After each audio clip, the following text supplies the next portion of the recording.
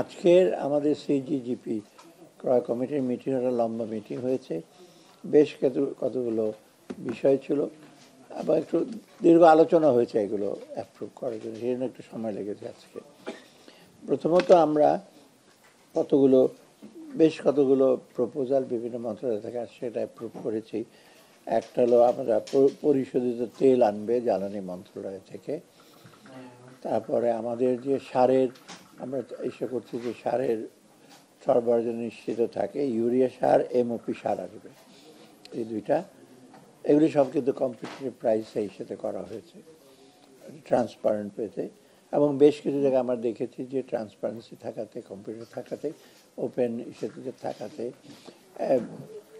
আগের প্রোগ্রামের তুলনায় অনেকটা কিছুটা কমেছে। কিছু হেরফের হয়েছে, বাট মোটামুটি সন্তোষজনক। তিনটা রাস্তা খুব মেজর, তিনটা রাস্তা আমরা ইস্যু করেছি। একটা হলো হাইওয়ে, আরেকটা হলো এলজি লোকাল রাস্তা, আর একটা আমাদের ইম্পর্টেন্ট ছিল যে চাল আমদানির ব্যাপারে। চালের দামটা কিছুটা স্থিত হয়েছে, আবার কিছুটা বাড়ছে, অথবা আমাদের কোনো ক্রমে যেন না বাড়ে চালের দামগুলো, সেই জন্য আমরা নন বাসমতি চাল আবার আনবো, এইটা একটা। আরেকটা সবচেয়ে ইম্পর্টেন্ট যেগুলো আমাদের 7টা বৈদ্যুতিক উৎপাদন কেন্দ্রের কিছুটা ছিল আর কি, অ্যাপ্রুভাল বাকি ছিল বেশিরভাগই।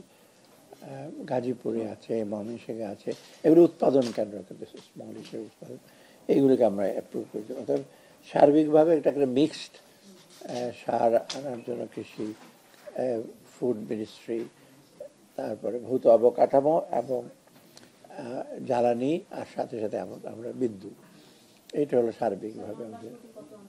টন বাসমতি আমার এক্স্যাক্টলি মনে নেই, সাধারণত আমরা 40-50 হাজার টনের কমে আমরা আনি না আর কি। এটা হলো আমি বলি, এই জিনিসগুলি যেটা করা হয় প্রকিউরমেন্টের, খাদ্য মন্ত্রণালয়ের এবং সারেও ওদের একটা প্রজেকশন থাকে, আমরা কত স্টোর রাখবো, এখন কত আছে, তারপর ওরা লট হিসাবে ভাগ করে যে এই হিসেবে করবে। কারণ যখন আমরা লট ওকে তখন সেভাবে কিন্তু কন্ট্রাক্ট হিসেবে করা হয়।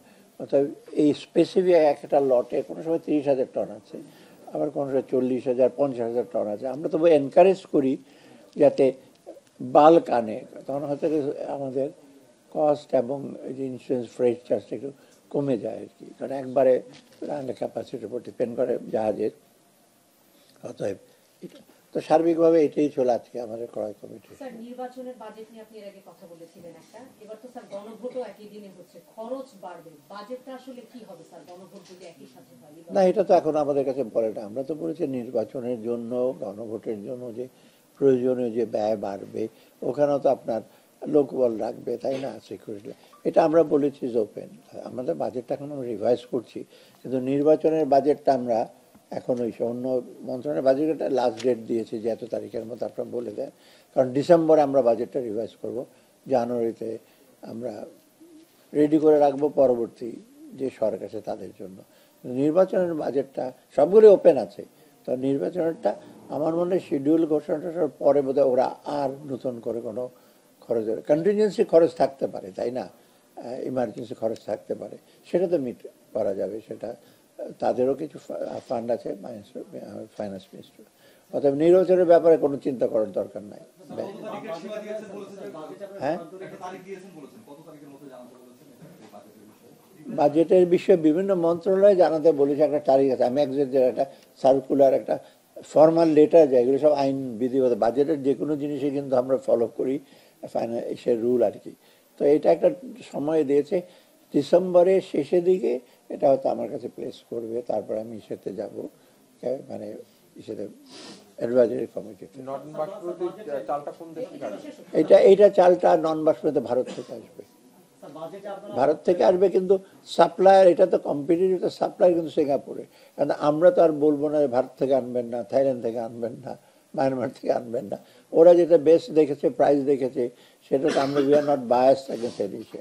আমরা কোয়ালিটি টাইমলি দেবে এবং মূল্য ঠিক হবে, সেটা, এটা সোর্সটা ভারত, কিন্তু আসবে মানে কি, যা হ্যান্ডেল করবে সেটা হলো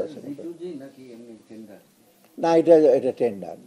জি টু জি হলে তো আপনার একটা স্পেসিফিক স্যার, হিসেবে। নির্বাচন নিয়ে একটু বলছেন, যেহেতু মানে আপনাদের বাজেটে তো আছে 3,000 কোটি টাকা বরাদ্দ, প্রাথমিক যেটা করেছে, সেটা কি স্যার বাড়বে কিনা, যেহেতু কিছু মানে অ্যাড হচ্ছে? এখন বাড়া কমার ব্যাপার আমি কিছু বলবো না, কারণ ওদের রিকোয়ারমেন্ট কত রকম দিতে, কারণ একটা গণভোটের ব্যাপারটা আসছে। এটা তো আগে যখন আমরা বাজেট দিয়েছি সেই ওই প্রজেকশনে ওদের এটা ছিল না হয়তো।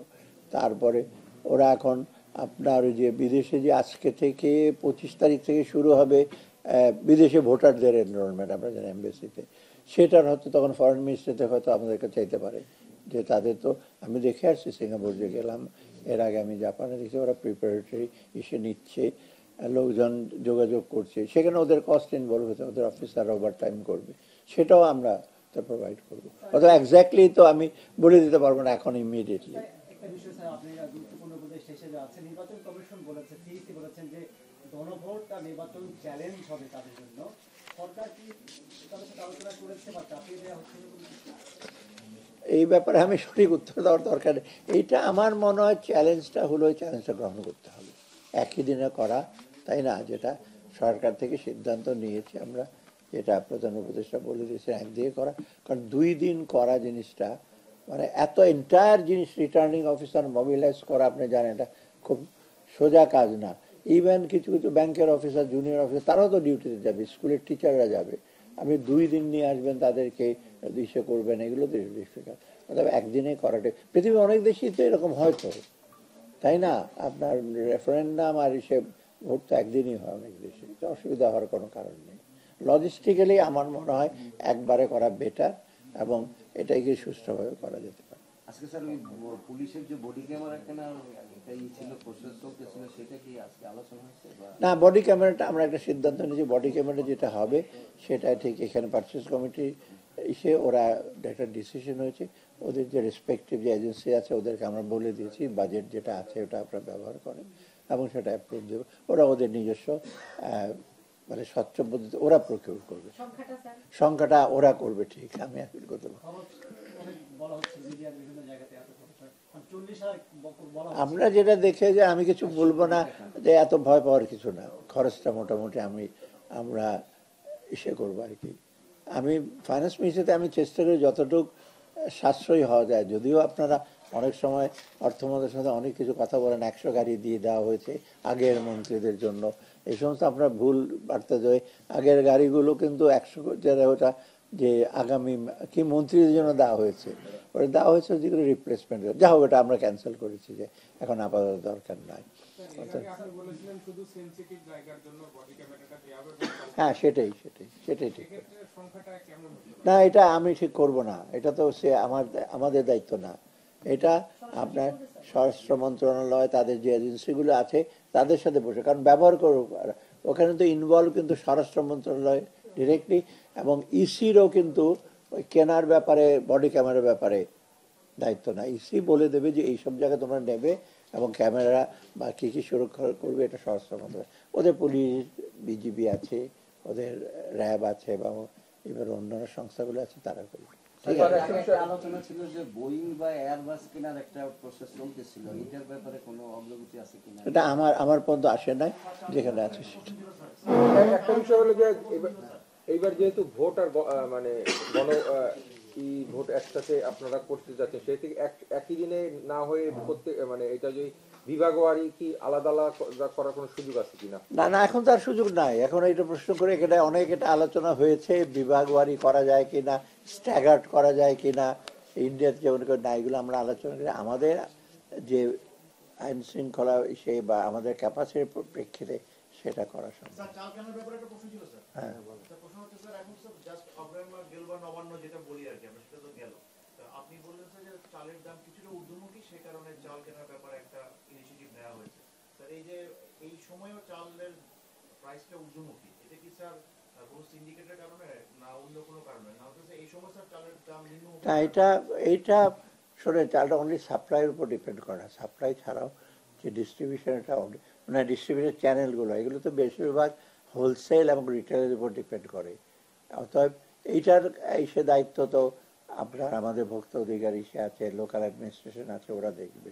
আর সবচেয়ে বেশি হলো আমাদের যারা ব্যবসায়ীরা আছে তাদেরকে একটু রেসপন্সিবল হতে হবে, কারণ প্রবলেমটা হয়েছে কি পৃথিবীর অন্য অন্য দেশে কিন্তু এইভাবে জিনিসপত্রের দাম কিন্তু বাড়ে না, আপনারা দেখবেন বাড়ে যে যথেষ্ট ভ্যালিড কারণে। এখানে দেখা যাচ্ছে অনেক চাল আছে, তবু হঠাৎ এক জায়গায় ওরা মিলেমিশে এসে করলো। এই জিনিসটা তো আপনার এটার সলিউশন আমি একবার আপনাদের বলেছি, অ্যাডমিনিস্ট্রেশন হয় না, এগুলির সলিউশন কিন্তু একটা পলিটিক্যাল গভর্নমেন্ট করতে পারে, কারণ তাদের এই মরাল সুয়েশন বা এই করার উদ্দেশ্যটা থাকে, তাদের ভয়েসটা দিতে পারে, তাদের কর্মীরা আছে, তাদের সেট আপ আছে। কিন্তু এই অ্যাডমিনিস্ট্রেশন থেকে ডিসিকে পাঠিয়ে ইউএনএ কে পাঠিয়ে এগুলি কন্ট্রোল করা ডিফিকাল্ট। ঠিক আছে, ধন্যবাদ।